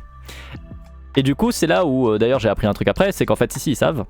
C'est que, moi, bonne poire, je regarde le représentant syndical et je lui dis à la dame, c'est ça, ça marche comme ça, vous pouvez chercher tel article, notamment sur internet, qui vous explique un peu comment ça marche. Et le lendemain, parce que la directrice RH était pas là, je tiens à le préciser, en fait dans le bureau, la directrice était pas là, et le truc c'est que justement, toutes les personnes du bureau étaient en mode non, on sait pas, de toute façon si vous avez une question comme ça il faut demander à la directrice RH, nous on sait pas, on peut pas dire, etc. etc. Le lendemain j'ai été convoqué première heure dans le bureau de la directrice, qui du coup était là ce jour-là mais qui était pas là le jour d'avant, et qui me dit mais tu as parlé avec la représentante syndicale? Je dis oui, elle est passée à côté de mon bureau, elle était littéralement à 1 mètre de moi et elle posait une question. Mais t'as pas à leur répondre? Oui, non, j'ai pas à leur répondre, mais j'ai pas à ne pas leur répondre. Elle a une question, je connais la réponse, je la donne. Non, mais on doit pas les aider. Et là, je suis en mode. Comment ça, on doit pas les aider? Mais c'est pas une question de les aider, pas les aider. C'est pas des ennemis, c'est des collègues. Je dis non, c'est des emmerdeurs, de toute façon, ils nous bloquent, ils sont là pour nous emmerder, nous empêcher de travailler. Donc t'as pas à leur parler. T'as pas à leur donner d'infos. Et là tu te dis, waouh, l'ambiance est incroyable. Bonjour Sirenaï au passage, j'espère que tu vas bien et que tu te portes bien. Et donc du coup je me dis, waouh, c'est incroyable. Mais surtout derrière ça a débouché sur du coup une punition. J'ai été mis tout au bout du bureau le plus lointain possible, pas du tout en contact avec le reste des employés qui pouvaient passer dans le bureau de RH. Parce qu'il fallait pas que je l'ouvre. C'est incroyable hein, les RH. Le plus drôle là-dedans, c'est que du coup, je lui ai dit, mais vous savez ce que je lui ai donné comme information? Elle m'a dit, non, mais ça n'a pas d'importance. T'as pas à leur répondre. Donc non seulement je me suis fait tège au fin fond du trou du cul du monde du bureau, mais elle sait même pas pourquoi. Juste parce que j'ai parlé à une représentante syndicale. Et après, on nous dit, les RH, ils sont nos copains. Hein. PTDR, ouais. C'est ça, ouais. C'est ça, ouais. Bref, voilà. On m'a dit beaucoup d'autres choses. Je pense que le truc le plus prégnant et le plus visible qui a été fait, c'est le tout dernier emploi que j'ai eu. Le tout dernier moment où j'ai travaillé en tant que psychologue. Le patron, quand on a mis fin à mon contrat, parce que voilà, mon contrat était en CDD, encore une fois c'est des missions que je faisais en entreprise, j'ai jamais eu de CDI, puisque dans le sens où j'intervenais en tant qu'externe en fait, donc je venais toujours pour une certaine période de temps en entreprise, mais je restais pas très longtemps, enfin quelques semaines, quelques mois quoi.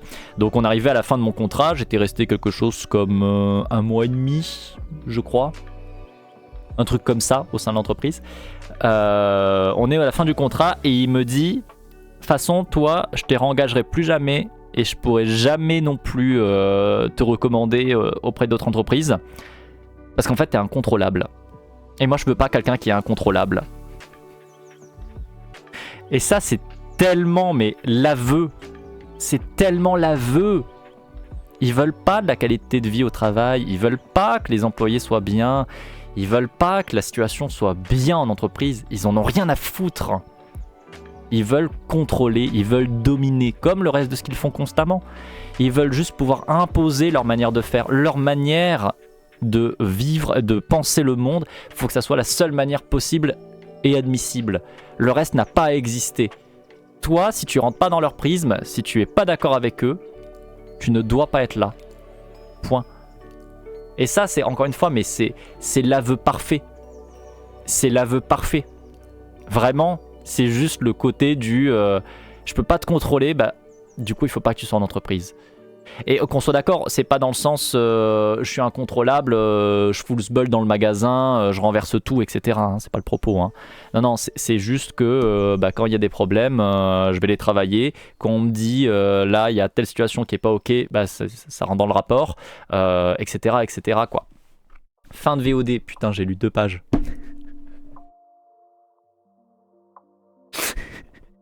J'ai lu 2 pages. Oupsie. Bon, il y a peut-être eu des petits moments où on s'est potentiellement, disons, éloigné de la lecture. Voilà, c'est possible. Bonjour Soso, j'espère que tu vas bien. Magnifique l'ambiance, quoi. Oui. Et non, voilà, comme dit Delphia, rien d'étonnant.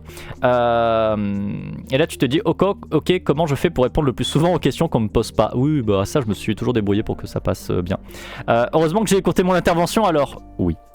Qu'on se le dise, que je vous le dis, les RH sont une exception, mais j'y fais pas confiance. Non, mais oui, mais non. Clairement pas. On a dit du mal du colonialisme et des patrons et c'était bien aussi. Non mais voilà, je pense que de toute façon, comme d'habitude, quand je vous fais des apartés, c'est pas sans raison et que c'est pertinent. Mais voilà. Je continue à rattraper. Qui dit que les RH sont des copains? Mais plein de gens. Plein de gens y croient. Dans l'hosto où je bossais, il y a tout le monde qui a été payé 100 € de moins que le barème. La première année, le souci, c'est que les syndicats leur mangeaient dans la main car il n'y avait pas d'unité ou d'organes dans notre groupe. Alors que nous, sans nous, l'hosto ne tournait littéralement pas. Mais oui, mais bien sûr que oui. Mais bien sûr que oui. Bref, j'avais un peu de mal à garder les gens quand je suis parti. Je crois que je bosserai plus jamais en hosto. Bah ouais, tu m'étonnes. Ça me rappelle le fait qu'à un stage dans une maison de disques, on m'a dit j'ai pas envie de te blacklist auprès des autres gens du milieu, alors essaye de venir tous les jours. Alors que j'avais loupé une journée parce qu'un proche était mort la veille. Mais quel enfer! Mais quel enfer! Mais quel enfer! Mais quel enfer! Quel enfer! C'est horrible. Je vais reprendre un tout petit peu la lecture, je vais essayer d'avancer quand même, un tout petit peu, et puis on va couper après pour la VOD quand même, parce qu'il y a le marqueur qui est tombé. J'en étais donc sur Jean-Michel, le psychologue industriel. Ah là là. J'ai des camarades qui se revendiquent psychologue industriel d'ailleurs au passage, je vous le dis, enfin des camarades, du coup non, plus des camarades, mais dans le sens camarades scolaires, camarades de faculté, donc des collègues qui ne sont plus du tout en contact avec moi et c'est très bien comme ça, mais qui n'ont aucun problème à dire que ils en ont rien à péter de faire le jeu de l'entreprise. Bah, notamment il y en a un, je vous en ai déjà parlé, qui du coup lui il avait déjà sorti un truc pendant les études qui m'avait fait péter un câble. Oui, je refais une aparté, je sais. Il m'avait déjà sorti pendant les études du coup de psycho, alors qu'on était en master en train d'essayer de décrocher le titre de psychologue et notre diplôme. Il m'avait sorti, mais moi je m'en fous d'être psy en fait. Moi ce que je veux c'est avoir les connaissances adéquates en sciences humaines et sociales pour pouvoir être justement dans les RH, dans le recrutement, etc. et me faire des thunes. Et après quand il a été en poste, il m'avait dit mais moi j'ai aucun problème à faire la discrimination, à faire du racisme, etc. Parce que moi je le suis pas, je sais que je suis pas. Donc si le client me le demande, bah, je le fais pour lui parce que moi ce qui compte c'est que je me fasse des thunes. De toute façon le monde il est pourri, donc j'aille dans le sens ou pas, le monde il restera pourri, autant que je tire ma bille du truc quoi. Et t'es là, tu fais waouh. Vraiment, faut y aller sans trembler des genoux, quoi. Enfin, vraiment, le mec, il te dit, moi, je suis un sac à merde, mais j'ai aucun problème à être un sac à merde, quoi. Enfin, bref. Et ce mec-là, du coup, fait du recrutement pour des grandes entreprises et il fait du racisme et de la discrimination pendant les recrutements parce que tu comprends, ses clients lui demandent, quoi. Enfin, vraiment, tu te dis, mais putain, mais quelle sale sombre merde. Vous allez voir, c'est marrant d'ailleurs au passage, c'est un mec cis blanc valide. Et hétéro, bien sûr. Voilà. Incroyable, hein. Incroyable. Mais bon, bref. Je reprends. Oui, bourgeois aussi au passage. Pour ceux qui connaissent un petit peu la chaîne, je vous ai déjà parlé de lui parce qu'il y a plein de trucs qui me trigger chez lui. C'est le mec qui a acheté des sacs à 400 balles tous les mois. Parce qu'il fallait changer et rester un petit peu dans la mode. Il faisait ça en étant étudiant. Et il avait un appartement étudiant, loué par les parents, littéralement à 1 rue de la faculté. Mais il te disait que c'était galère. La vie elle était un peu dure parce qu'il avait plus autant de qualité de vie qu'avant, vous comprenez. Il pouvait pas sortir en bar tous les soirs. Bref. Je n'aimais pas beaucoup ce collègue-là. Non. Ah oui, mais lui il a déjà dit qu'il comprenait pas non plus comment est-ce que je faisais pour avoir des vraies relations avec les gens. Parce que lui, en fait il essaie toujours de paraître sous le bon sens, propre et tout. Puis les meufs, elles restent pas avec lui. Les meufs, elles finissent toujours par s'éloigner. Et il comprend pas pourquoi, parce que lui franchement c'est un chic type. Sûrement, oui. Oui, sûrement, t'es sûrement un chic type, hein. Grave. Tu veux pas manger des pelles aussi un peu? C'est ce que font les chic types, je te jure. Bref, pardon. Focus Ficus. Cela commence dès l'entretien d'embauche. Vous devez apprendre à cuisiner les candidats. Puisque la loi interdit de poser des questions trop directes concernant les convictions personnelles, il va vous falloir biaiser. Essayez de savoir s'ils sont engagés en faveur de causes progressistes, s'ils adhèrent à des organisations de locataires, à des associations de consommateurs, ou toute autre activité qui pourrait révéler des sympathies syndicales. Oui, ça se fait. C'est ce que font des gens en entreprise, en recrutement. Oui, oui. Toujours aujourd'hui, en 2024. Ouais, je sais. Et pourtant, là, on est en train de parler de trucs qui se passent dans les années 70. Hein. Ouais. Une fois recruté, précisez bien aux nouveaux venus que la compagnie fonctionne sans syndicat, et ce depuis longtemps. Nous ne disons pas que les syndicats sont bons, ni d'ailleurs qu'ils sont mauvais, juste que nous n'éprouvons pas le besoin d'en avoir chez nous. Or, il semble bien que personne n'a jamais éprouvé le besoin d'en avoir chez nous, puisqu'ici, il n'y a pas de syndicat. C'est QFD. Il peut aussi vous familiariser avec l'art du management sans interférence. N'arrivez pas au travail au volant d'une voiture de luxe. N'appelez pas les gens travailleurs ou même employés. N'appelez pas les patrons. Tout le monde devait être considéré comme faisant partie d'un même et une seule firme. Donnez aux gens des titres qu'ils respectent, comme technicien, ingénieur, ou alors, aujourd'hui, collaborateur. Voilà, Fred s'y connaît. Ah ça, normalement, vous devez avoir vu passer ça en entreprise, hein, le fameux ici, nous ne sommes que des collaborateurs. Nous ne sommes qu'une seule et même famille. Sauf qu'il y en a un qui se gagne 15 000 € au mois en travaillant peut-être 35 heures et encore. Et quand il est là, il faut voir son travail. Et l'autre, c'est 45 heures au SMIC. Et puis, il faut voir aussi la gueule du travail qu'il fait pendant 45 heures au SMIC. Hein. Mais bon, voilà. Oui. Collaborateur, ça me trigger à chaque fois, mais non sans raison. Non sans raison. Première chef où j'ai bossé, je l'aimais bien. C'était pour ça que j'ai bien aimé y bosser, même si j'étais mal payé. Par contre, la suivante, d'une, elle posait des questions cheloues et disait que les frigos solidaires, c'était mal. Mais quel enfer. Mais quel enfer. Quel enfer. Je continue. Pour vous faire mieux comprendre les ressorts qui animent vos subordonnés, le psychologue vous initie ensuite au principe de base de la psychologie de l'apprentissage. Si, en vous promenant en voiture dans le parc du Yellowstone, vous croisez un ours et que vous lui donnez un bonbon par la fenêtre, il est naturel pour lui d'en attendre un second. Si vous continuez, vous allez finir par manquer de bonbons.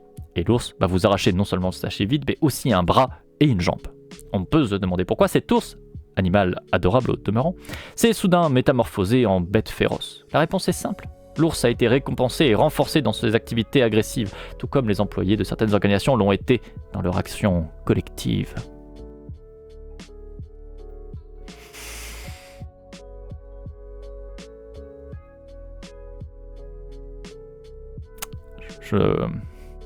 Envie de canner fort.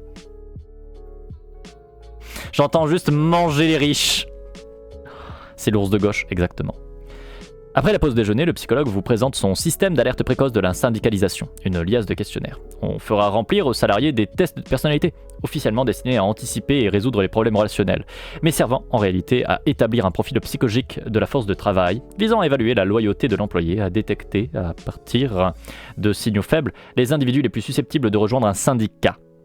Demandez-vous quels salariés vont être les plus vulnérables si un syndicat vient toquer à votre porte. Ces gens sont-ils vraiment faits pour vous ? Peut-être seraient-ils plus heureux ailleurs. Virez-les. Débarrassez-vous de ceux qui n'ont pas l'esprit d'équipe.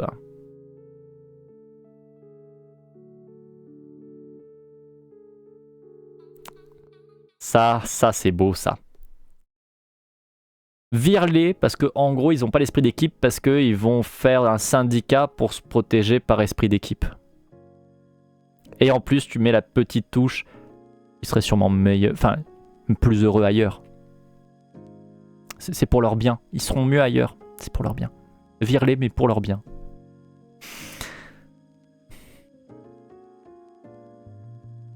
Bienvenue dans l'envers du décor. Bienvenue dans les RH. Ça donne envie, hein. C'est beau ce monde-là. Hein. Vous comprenez pourquoi j'ai fait du coup un petit burn-out? Parce qu'encore une fois, ça c'est un truc qui globalement est des années 70, c'est encore d'actualité. C'est encore d'actualité. Et puis même, sur beaucoup de trucs, c'est pire. Mais bon, bref. Bref. Me virer pour mon bien, on me l'a fait. Ah ouais, hein, c'est toujours quelque chose. Hein. Ah ouais, non, mais ça c'est toujours quelque chose. N'ayez aucun état d'âme, car c'est votre liberté. Ah là là. La case liberté, pardon. N'ayez aucun état d'âme, car c'est votre liberté qui est en jeu. Quand il n'y a pas de syndicat, en effet, vous embauchez qui vous les payez ce que vous pouvez, ou ce que vous voulez, et vous les licenciez quand vous voulez. Vous les assignez à la tâche quand vous le voulez. Or, à la minute même où vous avez un accord syndical, tout cela va changer. Oui, donc en fait, ta liberté d'être un connard. Ta liberté d'utiliser les autres, hein. Littéralement, hein. C'est votre liberté, mais donc de fait, c'est ta liberté et pas la leur, hein. Mais ouais. Et l'égalité, par contre, nique-toi. Hein. Bref, encore une fois. Si un syndicat se monte dans l'usine, eh bien, que croyez-vous que cela va enquiquiner le plus? Pas le PDG ou les vice-présidents de la compagnie. Non, c'est vous, mesdames et messieurs les superviseurs. C'est vous qui allez être confrontés tous les jours à la présence du syndicat. C'est vous qui allez devoir vous coltiner le délégué du personnel, les réclamations, les plaintes, les ralentissements, le harcèlement. Oh oui, le harcèlement. Oh, non mais les pauvres bichons. Dès que vous avez un syndicat dans votre boîte, cela affecte très personnellement la façon dont vous opérez, le contrôle que vous avez sur les promotions, les postes, la distribution des tâches, les périodes d'essai, la discipline, les congés, les retraites, les licenciements. Sur ces belles paroles, le psychologue clôt la première journée de séminaire. Le lendemain, le juriste vous expose une série de manœuvres pour entraver la constitution d'un syndicat et retarder la convocation d'élections professionnelles, des tactiques d'obstruction à la limite de la légalité. Vous sont aussi distribués des argumentaires anti-syndicaux, des lettres types et des canevas de discours prérédigés à destination de vos subordonnés. Le troisième jour, enfin, l'avocat vous divulgue, sous le sceau d'une stricte confidentialité, toute une palette de tactiques de désyndicalisation. Si vous pratiquez, comme il est sage de le faire, l'espionnage de vos salariés, voici par exemple ce conseil. Je sais que les réunions du syndicat vont avoir lieu à la Holiday Inn. Je garde ma voiture sur le parking et j'observe tous ceux qui s'y rendent. C'est un acte de surveillance. Je ne suis pas censé faire ça. Si, en revanche, il se trouve que je me rends à l'Holiday Inn pour une raison quelconque, et que, par ailleurs, je vois à cette occasion certaines personnes y entrer, je suis dans mon droit. Une fois les meneurs repérés, il faut pouvoir les licencier dans les formes. Là encore, à condition de s'y être préparé à l'avance, rien de plus facile. Si le management conserve les archives détaillées, des absences et des blâmes, il peut en général s'arranger pour que le licenciement d'un travailleur pro-syndicat ait l'air légitime. Encore une fois, tout ça, ce sont des choses d'actualité. C'est toujours quelque chose d'actualité. En guise d'aide-mémoire, vous pourrez repartir de ce séminaire avec un exemplaire dédicacé du livre écrit par l'un ou l'autre de ses consultants. Un guide pratique dans lequel vous retrouverez, détaillé par le menu, toutes les tactiques et stratégies nécessaires pour mettre sur pied votre guérilla antisyndicale. On va s'arrêter là pour cette partie de la lecture. D'ailleurs, je me permets de préciser qu'encore une fois, tout ça là, typiquement, c'est ce qu'on adresse, c'est ce qu'on donne aux managers, aux encadrants. C'est-à-dire que tout ce travail de sous-main qui vient bolosse les syndicats, etc., c'est même pas les patrons qui font ça. C'est déjà les sous-fifres des patrons.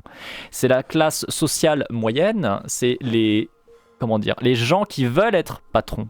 Ce sont ceux qui pensent que la méritocratie marche, parce que regarde, ils sont managers, etc., ils gagnent plus leur vie que le premier Pékin venu. C'est pas des patrons. C'est pas encore des patrons, et potentiellement ça le sera sûrement jamais. Mais ils y croient qu'un jour ils le seront. Et c'est eux qui vont faire tout le sale boulot. C'est ça aussi qui est fort dans le monde capitaliste qu'on a, et dans la manière dont on fait nos entreprises, c'est que même défendre les intérêts des bourgeois, des patrons, c'est même pas les bourgeois et les patrons qui le font. Ils en ont pas besoin. Ils en ont même pas besoin. C'est les sous-fifres qui le font à leur place. Ils ont même réussi à faire ça. Enfin bref, voilà. Petite fougère de YouTube. Sur ce, on s'arrête là pour cette lecture, enfin pour cette première VOD de la journée. Merci beaucoup d'avoir été là. Des gros bisous. À très bientôt. Ciao, ciao, ciao.